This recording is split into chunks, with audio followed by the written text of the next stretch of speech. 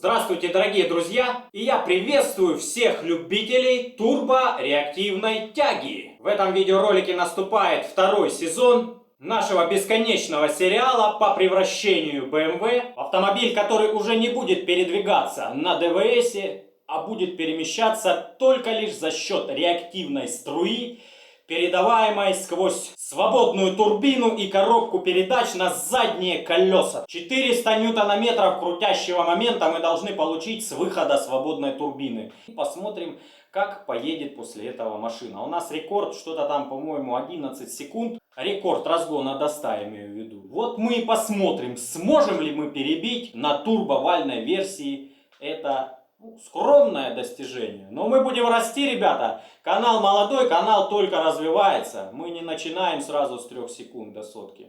Мы начнем с 11. Это первое вводное видео, поэтому я даже не знаю, с чего здесь начать. Сегодня начну снимать двигатель с автомобиля, потому что ДВС здесь не нужен, друзья. Так и не удалось его убить кислородом, он по-прежнему заводится и работает. Кстати, принято решение отдать его в очень нежные и теплые руки. При удалении ДВС постараюсь все повзвешивать, чтобы мы понимали, насколько облегчена машина. Здесь установлены пластмассовые стекла. Для тех, кто первый сезон не смотрел, вот они. Везде пластмассовые стекла. Здесь видно, даже они приклепаны. Внутри в салоне ничего нет. Кроме огнетушителя, естественно. Зато есть турбореактивный двигатель.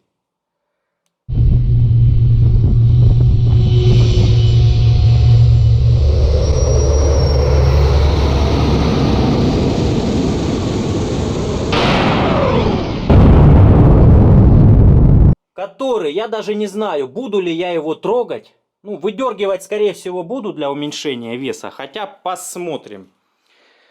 У меня просто не хватает компонентов, а так можно было бы установить два движка, то есть сюда турбовальную версию, а назад турбореактивную.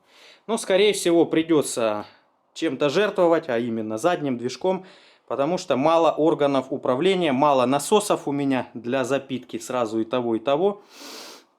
Вот, да плюс на турбовальную версию нужно будет помощнее масляный насосик ставить. В общем, какие-то такие дела. Нужно будет все это дело переделывать, ребят, перекомбинировать. Но одно могу сказать точно, что практически все вот это будет убираться. Все эти бачки, радиаторы, на их место придут новые бачки и новые радиаторы. Приоткрою вам завесу тайны. Останется коробка. Здесь механическая пятиступенчатая коробка. И хочется оставить сцепление. То есть как-то связать это все со свободной турбиной, ну а газогенератор будет ее запитывать. Уже разложился на столе и потихоньку начинаю его родимого восстанавливать. Здесь есть кое-какие проблемы. Например, вот видите, какая вмятина. Вмятину, скорее всего, трогать не буду. Тут вот еще одна. Также, ну, даже сразу видно, болты крепления погнуты. Но это не удивительно, его футболяли по металлолому. Я вообще не представляю, почему он выжил и дошел до меня. В общем, этот двигатель мне прислал Денис с канала Дэн Тюнинг, ребята. За что, Денис, огромное спасибо. Я его восстановлю и поставлю на BMW. Здесь вот можете заметить, резаком каким-то прожгли отверстие. Это нужно будет заваривать. Также здесь фланец покоцанный немножко. И здесь, и здесь. Но здесь уже, честно говоря, ребят, я его покоцал. Ну, тут совсем чуть-чуть. Это все дело поправимое. Просто я не мог сбить крышку. Просто как ни старался, крышка не хотела сбиваться. Она очень жестко сидела на диффузоре. Вот они потертости. То есть они образовались при демонтаже крышки. Ну а вот и сам диффузор лопатками как раз таки и потерло. Нужно все это дело отмывать, очищать, ребят. И собирать. Благо все компоненты есть. Есть даже все форсунки. Они новенькие, кстати.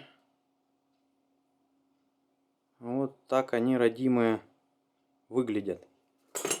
И даже есть трубопроводы для форсунок. Это очень хорошо и сократит время на ремонт и восстановление. Приятно, что сопловой аппарат не затронут. Все с ним в порядке. Двигатель вообще новый, друзья, был. Если б его не пожгли, не покоцали, он был бы вообще в идеальном состоянии. Ну а так, смотрите, что произошло с турбиной. Вот это, конечно, самая большая боль и печаль. Турбинка, видите, тоже новенькая абсолютно. Но вот здесь есть грешок один. Это, конечно, страшный косяк.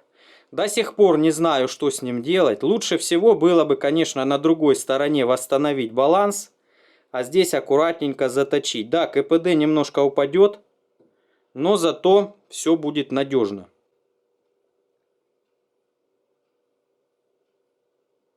Ну, видно, что новый. Блин, вообще офигеть. Красиво все это выглядит. Крыльчатка компрессора тоже новейшая. Камера сгорания, такое ощущение, что тоже не запускалась. А если и запускалась, все-таки есть какие-то внутри там непонятные следы. Вроде бы как нагара. Но видите, снаружи нет никаких следов. И форсунки беленькие, чистенькие. Они тоже должны быть подкопченые. Но нет. Все чистенько, все благородненько, все отлично. Самая боль здесь это с подшипниками, ребят. Так как двигатель новый, то и подшипник должен был быть новый. Но, несмотря на то, что он неплохо вращался, иногда лишь подхрустывал, ну вот видите, какие следы здесь ржавчины. Вот раз, ну а вот вторая часть. Вот так два. Здесь стоит два подшипника. Все вы уже об этом давным-давно знаете. Один я ставил вот такой на свой первый турбостартер. Вот это приобретал Алексей.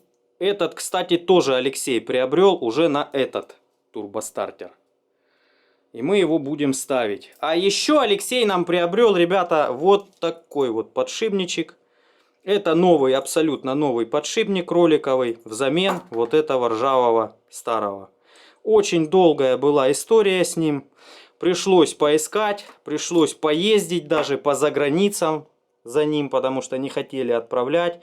Ну, Алексею гигантское спасибо за этот труд. Ну, это просто какая-то фантастика. Ездить, забирать в Ниццу подшипник. Ребят, ну это что-то за гранью какого-то просто... Я не знаю, у меня слов нет, как выразить благодарность. Вот она втулочка. Сравните, как говорится, есть ли разница. Разница есть. Вот этот мы и будем ставить. Хотя он немножко не такой, ребят. Немножко страх есть. Видите, сепаратор здесь не касается. На этом сепаратор вплотную, ну а здесь он как бы подвешен в воздухе. И конструкция клепаная. Ну, клепаная конструкция и так применяется в ТРДшных подшипниках. Надеюсь, выдержит и будет прекрасно, отлично работать. Ну, по-любому будем ставить его. Кстати, нюанс с шариковым. Видите, здесь есть проточка. То есть она создает дисбаланс. Так как все вот эти вещи турбинные, они очень сильно сбалансированы, ребят. Здесь обороты около 50 тысяч. Несмотря на то, что ротор довольно-таки большого диаметра. Здесь где-то 160 или 140 миллиметров диаметр. Это довольно-таки много. Поэтому я добалансировал подшипник. Вот здесь выборку сделал. Чтобы канавки, дорожки не затрагивать. Я сделал выборку, ну так, на глаз, скажем так. Всяко лучше, чем без нее. То есть баланс уже будет лучше значительно. И все, ребята, нужно собирать все это воедино. Здесь у меня лопатки для экспериментов. Такую турбину мне присылал Александр Лютов. Есть одноименный канал на YouTube. Вот видите, я разобрал полностью ротор турбины. Вообще, по сути, с Александра и началась вся эта тема с турбостартерами ТС-21. Александр прислал ротор, но ротор был сгоревший. Компрессор был целый, а ротор сгоревший. Ну, я как-то озвучил это в видео, что, ребята, мол, может у кого-то лопатки есть или еще что-то.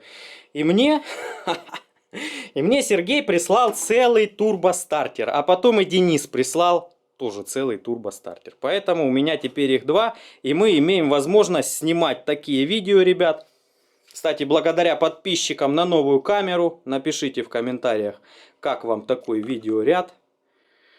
Я еще не все постиг, но стараюсь. Мне картинка очень нравится, ребят, просто безумно. Поэтому будем снимать, наверное, многие вещи на эту камеру. Так, ну а ротор я разобрал для того, чтобы попробовать, как свариваются лопатки. То есть попробовать что-то наварить, приварить. Чтобы в дальнейшем попытаться отреставрировать лопатку сгоревшую. То есть поплавленную резаком каким-то. К сожалению. Ладно, ребят. Скорее всего, все буду снимать в режиме влогов. Так дело пойдет быстрее, ребят. И мы поедем быстрее на ней. Пока светло, приступлю к разборке движка. Вошел в раш и сдернул головку за полчаса, ребят. То есть вот так это выглядит. Всем было интересно, как же выглядит голова после кислорода. На поршнях такой же точно нагар. Ну, нагар из-за плохо подготовленной смеси.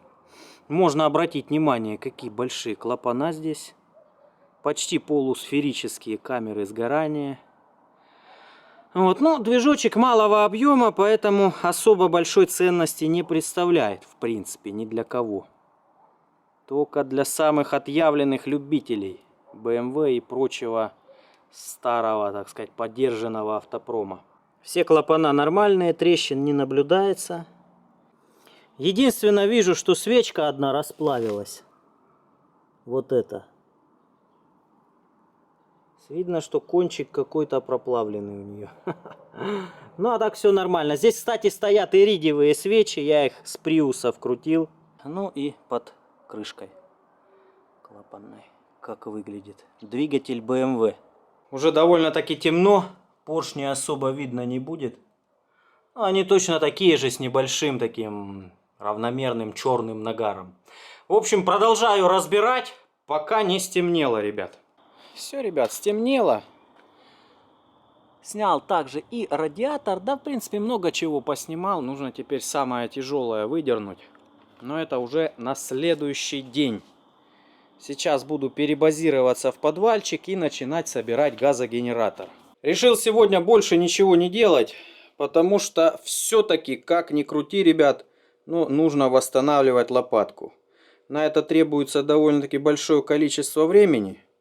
Придется вернуться к этому вопросу завтра. Ну, а пока нужно обдумать, как это лучше сделать. Возможно, вы что-то посоветуете в комментариях. Вот видите, не хватает. У меня есть несколько вариантов решения этого вопроса. То есть взять, отрезать кусочек инканеля и приварить его хастилоем. Присадка хастилой.